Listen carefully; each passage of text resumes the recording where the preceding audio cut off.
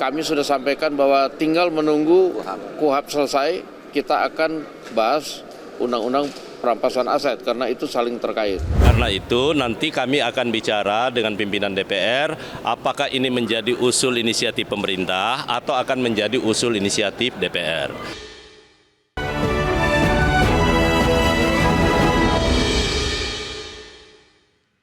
Wakil Ketua DPR RI Sufmi Dasko Ahmad menegaskan DPR akan segera membahas rancangan undang-undang tentang perampasan aset. Dasko menyebut RUU perampasan aset akan dibahas setelah RUU Kitab Undang-Undang Hukum Acara Pidana atau KUHP rampung. Menurut politikus Gerindra ini pembahasan harus lebih dahulu KUHP agar tidak tumpang tindih. Adapun saat ini pembahasan RUU KUHP masih dalam tahap partisipasi publik dan akan segera dituntaskan. Dasko memastikan proses pembahasan RKUHP segera diselesaikan untuk membuka pembahasan RUU perampasan aset. Ya tadi sudah disampaikan kepada adik-adik mahasiswa bahwa undang-undang perampasan aset itu terkait dengan beberapa undang-undang yang saling terkait dan supaya tidak tumpang tindih. Terakhir kami sudah sampaikan bahwa tinggal menunggu KUHP selesai, kita akan bahas undang-undang perampasan aset karena itu saling terkait. Nah, ini undang-undang perampasan undang-undang KUHP-nya masih terus menerima partisipasi publik, tapi kami sudah sampaikan kepada pimpinan Komisi 3 bahwa sudah ada batas limit yang mesti kita selesaikan karena partisipasi publiknya sudah banyak dan sudah cukup lama. Menteri Hukum Supratman Andi Aktas meyakini pembahasan rancangan undang-undang perampasan aset akan lebih cepat selesai jika diinisiasi DPR dibanding pemerintah.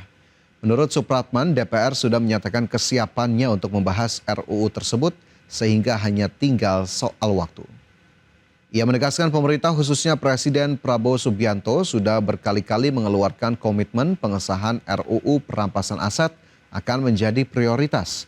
Apalagi draft RUU perampasan aset sudah dirampungkan oleh pemerintah sejak lama, sehingga terkait pembahasannya di pemerintah sudah selesai. Terkait usulan penerbitan peraturan pemerintah pengganti undang-undang tentang perampasan aset, Supratman menegaskan beban penerbitan Perpu tak selamanya bisa diberikan kepada Presiden. Pasalnya sepanjang RUU perampasan aset bisa berproses secara normal dan semua pihak memiliki komitmen yang sama, maka akan jauh lebih baik. Kedua, DPR juga sudah menyatakan kesiapannya untuk membahas. Jadi ini tinggal soal waktu. Karena itu nanti kami akan bicara dengan pimpinan DPR apakah ini menjadi usul inisiatif pemerintah atau akan menjadi usul inisiatif DPR. Kalau menjadi usul inisiatif DPR, saya pastikan itu akan jauh lebih cepat. Ya kan? Karena itu berarti DPR-nya sudah bisa. Nah, karena itu kita tunggu pengesahan Prolegnas tahun 2026 ataupun revisi Prolegnas tahun 2025. Pemirsa, Indonesia menempati peringkat ke-6 sebagai negara dengan tingkat korupsi tertinggi di Asia Tenggara pada tahun 2024. Meski membaik dari tahun 2023, posisi Corruption Perception Index Indonesia kalah dari Malaysia, Vietnam, dan Timor Leste.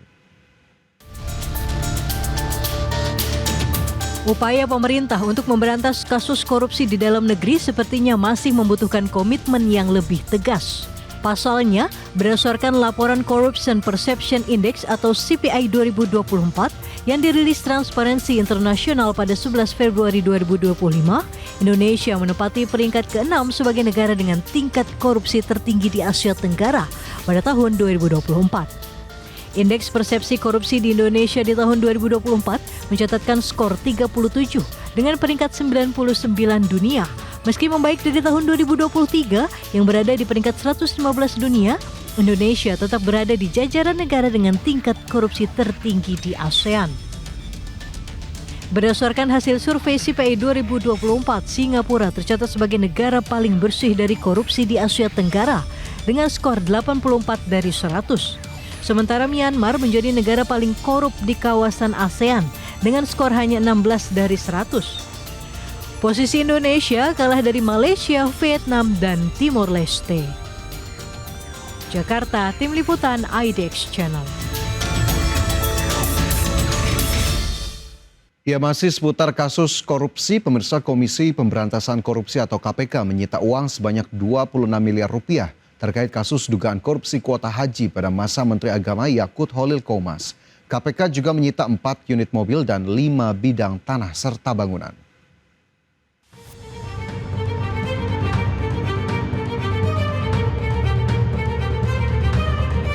Komisi Pemberantasan Korupsi menyita sejumlah uang dan aset terkait kasus dugaan korupsi kuota haji pada masa Menteri Agama Yakut Khalil Qomas. KPK belum membeberkan pemilik dari sejumlah uang dan beberapa aset yang disita tersebut. Meski demikian, uang dan sejumlah aset yang disita salah satunya dari penggeledahan di kediaman mantan Menteri Agama Yakut Khalil Qomas di kawasan Jakarta Timur pada Agustus lalu.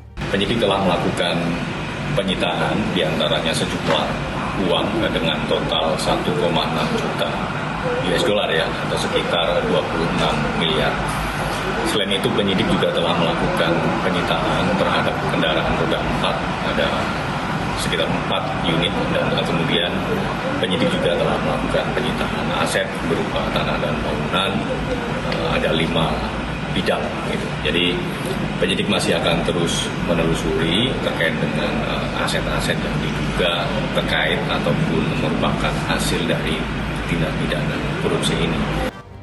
Setelah perkara ini dinaikkan ke penyidikan, Komisi Pemberantasan Korupsi mencegah mantan Menteri Agama era Presiden Joko Widodo itu untuk bepergian ke luar negeri. Surat pencegahan ke luar negeri dikeluarkan KPK pada 11 Agustus dan berlaku untuk 6 bulan ke depan. KPK juga telah memeriksa Yakut Khalil Qomas pada Kamis 7 Agustus lalu. Yakut diperiksa hampir 5 jam dan memberi klarifikasi terkait pembagian kuota tambahan pada ibadah haji tahun 2024 lalu.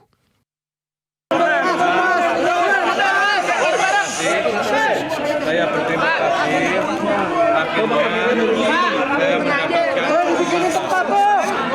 kesempatan untuk mengklarifikasi segala hal, terutama yang terkait dengan pembagian kuota tambahan pada haji tahun 2024 yang lalu. Kerugian negara akibat perkara ini mencapai lebih dari 1 triliun rupiah. KPK menyebut angka tersebut merupakan perhitungan internal KPK dan sudah didiskusikan dengan Badan Pemeriksa Keuangan atau BPK. Tim Liputan IDX Channel. Pemirsa, Kejaksaan Agung resmi menetapkan mantan Mendikbudristek Nadiem Makarim sebagai tersangka kasus korupsi Chromebook pada periode 2019-2022 yang merugikan negara sebesar 1,9 triliun rupiah. Direktur Penyidik Jampitsus Kejagung Nur Cahyo Jungkung Madio menyebut penetapan Nadiem sebagai tersangka setelah Kejagung memeriksa sekitar 120 saksi dan 4 orang ahli dalam perkara ini. Sebelumnya Kejaksaan Agung juga telah menetapkan 4 orang tersangka dalam kasus ini.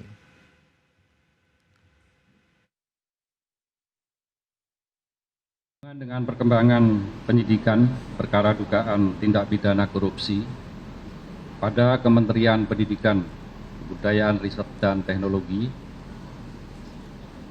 dalam program digitalisasi pendidikan tahun 2019 sampai dengan tahun 2022 dapat kami sampaikan bahwa berdasarkan hasil pemeriksaan dan alat bukti yaitu berupa keterangan saksi, ahli, petunjuk, dan surat serta barang bukti yang telah diterima atau diperoleh tim penyidik pada Jampitsus pada hari ini kembali menetapkan 1 orang tersangka dengan inisial NAM selaku Menteri Pendidikan, Kebudayaan, Riset, dan Teknologi Republik Indonesia periode tahun 2019-2024.